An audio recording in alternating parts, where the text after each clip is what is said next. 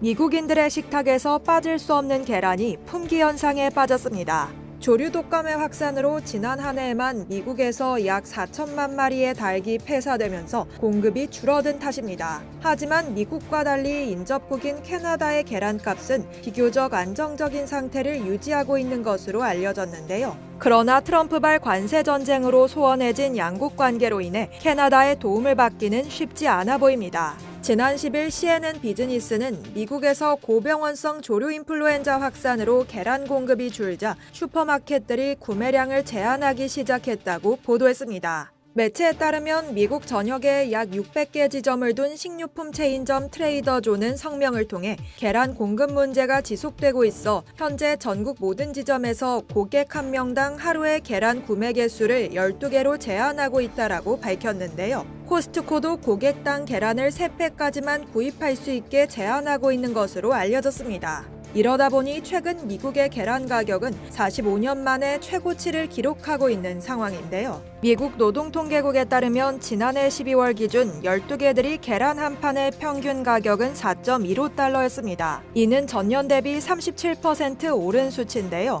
올 1월에는 4.95달러로 역대 최고치를 기록했고 향후 20%가량 더 오를 것으로 미 농무부는 전망하고 있습니다. 소비자들 사이에선 사재기 조짐도 보이고 있는데요. X 등 소셜미디어를 통해 일부 대형 슈퍼마켓에서 고객들이 계란을 카트 가득 실어가는 모습과 계란 매대만 텅텅 빈 사진 등이 공유되기도 했습니다. 미국 내 계란값이 고공행진하면서 캐나다, 멕시코 등과 같은 인접국에서 계란을 밀반입하는 사례도 급증했는데요. 미국 세관 국경보호청에 따르면 2024년 10월부터 올해 2월까지 국경검문소에서 압류된 계란의 양이 전년 같은 기간 대비 29% 증가한 것으로 나타났습니다. 미 트럼프 대통령이 지난 1일 멕시코, 캐나다에 25%의 관세를 추가 부과하는 행정명령에 서명하면서 양국 관계가 틀어진 상황에서 계란값이 금값이 되어버린 미국과 달리 그 가격이 절반 정도밖에 되지 않는 멕시코와 캐나다산 계란을 몰래 들어오려는 사람들이 늘고 있는 겁니다. 한편 미국에서는 계란 가격이 계속해서 압박을 받고 있는 반면 캐나다의 계란값은 비교적 안정적으로 유지되고 있어 그 배경에 관심이 모아지고 있습니다. 이와 관련해 캐나다 현지 매체 글로벌 뉴스는 지난달 29일 미국에서 급등한 계란 가격이 캐나다에서는 안정적으로 유지되는 이유라는 제하의 기사를 통해 캐나다가 계란 가격 상승을 피할 수 있었던 요인으로 캐나다의 계란 공급 관리 시스템과 소규모 농장 운영 방식을 꼽았습니다.